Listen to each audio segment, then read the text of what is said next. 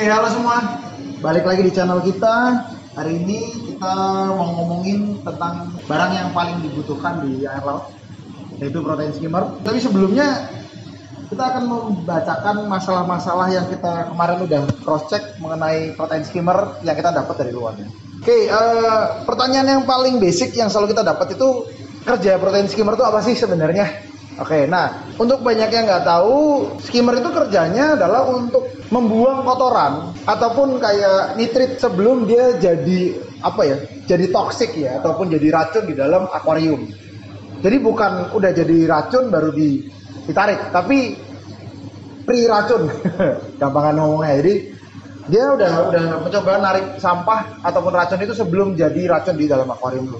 Oke, itu yang paling pertama. Selain itu apa aja yang ditarik? Ya, contoh makanan sisa yang ada di akuarium, ya beraknya si ikan itu adalah salah satu kotoran yang nanti akan dia angkat di dalam air. Itu pertanyaan yang paling sering kita dapat. Kedua, apakah yang namanya protein skimmer ini sebuah kebutuhan penting di akuarium laut? Jawaban saya iya. Karena realitanya adalah kita tuh tinggal di zaman dimana, jadi contoh kayak sekarang orang banyak tinggal di apartemen, banyak tinggal di rumah tapi juga posisinya masih kecil. Nah, sehingga tempat itu sangat-sangat terbatas, tapi kita juga pasti ingin punya akuarium. Jadi menikmati akuarium jadi hal yang sangat-sangat mahal karena tempat kita yang kita nggak punya. Mungkin berbeda dengan saat kita zaman dulu yang punya pekarangan yang luas, ataupun orang yang punya rumah yang sangat-sangat luas. Teman, kalau misalnya kita memang punya ruangan yang sangat-sangat terbatas, skimmer itu bagus banget kita pakai untuk memastikan kondisi akuarium itu tetap kompak, kecil, tapi udah mendapatkan pembuangan racun yang kita butuhin gitu. Jadi menurut saya ini penting, kecuali sampai mau gede banget ya mungkin bisa tanpa skimmer, tapi dengan zaman sekarang saya rasa agak susah. Jadi saya rasa ini penting banget dipakai. Oke, pertanyaan ketiga yang saya dapat, nah ini banyak kan nih pertanyaan-pertanyaan di river ya. Bisa nggak sih skimmer itu besar? Oke, ini banyak banget sih pertanyaan ini, dan sebenarnya jawabannya masing-masing ya. Tapi menurut versi dasarnya, semua orang tuh menyarankan untuk memakai penggunaan skimmer yang tepat. Misalnya 1000 liter itu dia pakai skimmer yang sekitar 1000, 1200, 1500 paling maksimal gitu. Nah, biar hasil dari sampahnya tuh konsisten, jadi bisa di-estimate dengan baik, hasil sampahnya ini bagus, dan biasa kebutuhannya juga bisa terpenuhi lah dengan tempat yang skimmer yang kecil tapi maksudnya sesuai dengan yang dia butuhkan. 1000 liter juga atau 1200 itu kebiasaan di Indonesia banget, dimana kita tuh kalau punya akuarium 1,20 meter itu nggak mungkin yang namanya koralnya dikit sih. Terus kedua tuh juga kadang-kadang nggak mungkin ikannya juga dikit. Cuman kalau misalnya kita mau pakai skimmer yang lebih besar, kita tuh nggak akan bisa main dry. Nah ini kita bedain lagi nih, ini pertanyaan sering dapat juga, dry set atau wet set. Ini tuh wet set. Artinya wet set itu, contoh ini kita bikin wet ya. Wet itu artinya tuh si buih ini berada di kurang lebih di necknya ataupun di lehernya sini, sehingga ini foam yang keluar seperti ini hasilnya. Jadi wet set itu memberikan kita kesempatan untuk mempercepat pembuangan amonia dalam waktu detik yang lebih cepat. Resikonya adalah ini akan cepat sering kita kuras, akan sering kita cepat bersihkan. Cuman ya inilah wet set. Nah, rekomendasi, balik lagi ke topik yang tadi. Rekomendasi saya kalau misalnya kita punya yang namanya skimmer yang lebih besar daripada kebutuhannya, bisa 2 kali lipat atau saya mencoba rekomendasi di website. Jadi akan tetap bisa perform walaupun nggak akan yang dia orang cari konsisten sekali seperti dry setnya di tank kecil yang pakai skimmer yang kecil ya susah. Tapi kalau misalnya kita ngomongin wet setnya akan tetap performanya jauh lebih baik dengan oversize skimmer. Nah ini kalau yang ingin tahu lagi, kita lanjut lagi topik ini, ingin tahu yang namanya dry. Dry itu begini.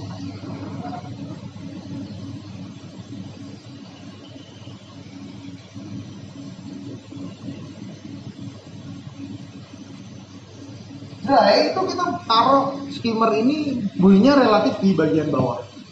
Sehingga apa yang kalian lihat, tembakan amonia itu akan terkumpul di sini dan akan ditembak pelan-pelan sehingga akan menciptakan hitam yang lebih pekat. Biasa di sini tuh hitamnya lebih pekat karena cara permainan itu. Jadi kalau misalnya ngomongin website atau dry set bagusan mana? Dua-duanya. Kalau di FO fish only saya prefer website. Cuman kalau misalnya pakai coral most likely saya sukanya di dry. Cuma balik lagi sih itu pilihan dari kalian maunya gimana. Kita cuma menjelaskan aja sebenarnya apa sih kebutuhannya website atau dry set. Oke, pertanyaan yang lagi kita sering tahu. Oke, ini kita kapan sih dimana kita taruh skimmer? Skimmer tuh ditaruh di chamber berapa sih? Turun air, chamber kedua, 3, 4. Sebenarnya nggak penting taruhnya di mana. Yang penting kita taruh chamber di mana airnya nggak berubah. Jadi misalnya kita butuhnya chamber di mana air itu selalu stabil. Misalnya tingginya segini ya, tingginya segini. Jadi kalau misalnya turunan air langsung, biasanya kan airnya suka goyang. Gini. Nah ini biasa dia akan bikin inkonsistensi di pabrik. Biasanya di chamber kedua atau ketiga itu rata-rata 3 chamber tuh. Di chamber kedua tuh stabil tuh, tingginya sama sih, sama-sama 20 cm atau 15 cm ya. Itu performa paling baik di sana. Kenapa nggak beli dekat pompa yang paling ujung, return pump? Karena kalau misalnya taruh di return pump, air ini kan akan evaporasi. Jadi air evaporasi penyurutan air sehingga makin lama dia makin surut. Nah kalau makin surut, resikonya ya ini akan makin bawah. Jadi misalnya kita maunya wet set, jadinya ini dry set. Dry set nanti jadinya hancur lebur sekalian gitu. Jadi selalu cari tempat yang paling konsisten. Oke, pertanyaan terakhir yang saya mau bacain. Oke, gimana cara membersihkan protein skimmer? Yang terbaik adalah kita selalu membersihkan protein skimmer 2 minggu. Seminggu 2 kali. Cara membersihkan. Kalau lu pakai skims, promo dulu. Kita ada controller, tinggal pencet fit button, habis kita copot, kita buang pada tempatnya ya. Ini cuma contoh buang, bersihin, balikin. Kenapa yang paling penting di sini sama di sini? Karena kita ingin tahu levelnya sampahnya tuh di mana. Terakhir ini ada yang tanya lagi, gimana? Oke, kita matiin deh. Gimana caranya menentukan pilihan skimmer yang baik? Nah, ini juga saya tanya. Oh, skimmer merek ini lebih baik, ini apa lebih baik? Cara menentukan skimmer yang baik, karena skimmer itu simple ya. Maksudnya ini is a very simple design ya. Pompa, needle wheel, penyangga, aturan. Yang paling benar ada yang paling sesuai sama budget kalian. Barang mahal nggak selalu mewah, nggak selalu lebih bagus kalau misalnya kalian memaksakan untuk membeli barang tersebut. Karena selain skimmer kan kebutuhannya banyak ya, ada lampu dan lain-lain. Jadi pastikan menggunakan budget yang sesuai. Kedua, kalau kita mau ngelihat yang namanya hasil skimmer itu terlihat dari air intake dari si pompa. Semakin besar air intake si pompa, air intake itu dia nyedotnya berapa banyak, dia akan biasa membuang buih yang sama besarnya. Jadi misalnya air intake-nya 500 ya pasti buih keluar ya kurang lebih sama. Karena pakainya kan liter per jam LPH. Jadi ya semakin besar air intake-nya akan semakin dalam dan buih yang dikeluarkan pasti akan semakin lebih banyak dan otomatis akan lebih halus. Kedua, tapi apakah itu semua segalanya enggak? Semua pompa DC ya di merek kayak Skims, Magus, Rivoctopus, yang saya tahu DC lagi, Deltec pun ada yang DC, Maxpack, ada plus minus dari DC. Jadi DC itu biasa dia butuh sebuah kayak peralatan kayak gini. Jadi kayak salah satu alat untuk ya bantu adjust lah si stabilitasnya. Jadi kita juga harus tahu kayak ini stabil atau enggak sih listrik kita. Misalnya kalau di skin gampang kita itu bisa kelihatan. Misalnya kita main nanti naik turunnya berapa itu kelihatan gitu. Kalau misalnya nggak stabil kita pakai stabilizer karena DC sifatnya sangat sensitif, suka naik turun. Jadi kalau mau pakai stabilizer boleh, nggak pakai juga boleh, tapi ya itu resikonya di DC. Merusak performa nggak sih? Nggak. Kalau AC biasa air intake-nya lebih kecil, tapi performanya lebih stabil. Cuman kalau misalnya balik lagi, kalau misalnya kita mau dapetin buih yang dapetnya gede, buihnya banyak, ya kita carinya pilihannya cuma satu sebenarnya di air intake. Dan hampir nggak ada lagi yang lain, sehingga saya rasa itu yang paling penting. Kedua mungkin yang saya harus tekenin banget, ini kan elektronik ya.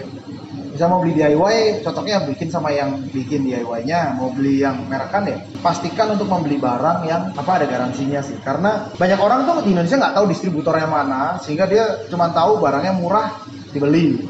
Sehingga kadang-kadang kita salah beli, sehingga saat nanti barangnya rusak kita nggak bisa ngeklaim ke siapa. Contoh yang paling gampang susah ketahuan itu merek ini. Ini merek ini nih.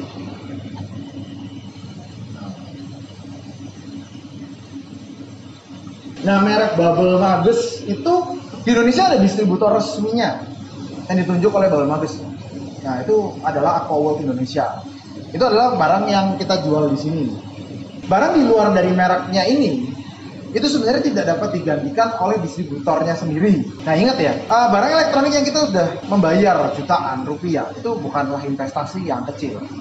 Sehingga memastikan bahwa barang-barang seperti ini kalau kita beli di luar tapi ternyata tidak ada garansinya, saat kita klaim akhirnya ke tokonya sendiri tidak mempunyai barang yang bisa menggantikan merek-merek tersebut.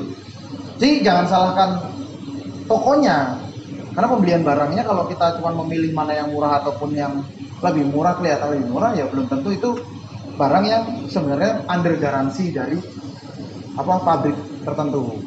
Sehingga memastikan kalau misalnya nanti beli merek ini, karena kita paling concern sama merek ini ya, suka banyak datang ke gua, ini rusak tapi belinya nggak sama kita ataupun sama merek ini. Kalau misalnya mereknya tetap ada warranty cardnya, itu kita bisa gampang minta tolong gitu. Cuman kalau misalnya datangnya nggak ada, itu kita susah gitu. Jadi satu hal, pastikan untuk membeli merek ini dari authorized resellernya sendiri, atau memastikan ke Tokopedia-nya ataupun kayak tempat tokonya untuk mendapatkan ini garansi siapa, dan pastikan toko itu sudah cukup punya stok ataupun memang authorized distributor dari ini. Atau kedua, paling simpel adalah meng-email official website dari setiap brand tersebut, karena di email official website dari brand tersebut itu akan langsung biasa dapat kurang lebih 1 kali 24 jam email mengenai siapakah distributor yang ada di negara ini. Jadi lebih gampang untuk mendapatkan sebuah informasi yang baik, siapa distributor sebenarnya. Nah, sehingga kita tidak salah pilih belinya sama siapa. Ya mungkin itu aja untuk pengetahuan skimmer kali ini dan after service-nya. Nanti kita akan langsung bahas mengenai produk skimmer apa sih yang dijual di Javarit, rekomendasinya kita apa, yang paling menurut kita affordable apa, epic itunya di mana, must buy-nya di mana, dan harga yang termurahnya dari Javarit di mana. Itu aja guys untuk sementara di part 1, kita langsung lanjut lagi di part 2. See you soon guys.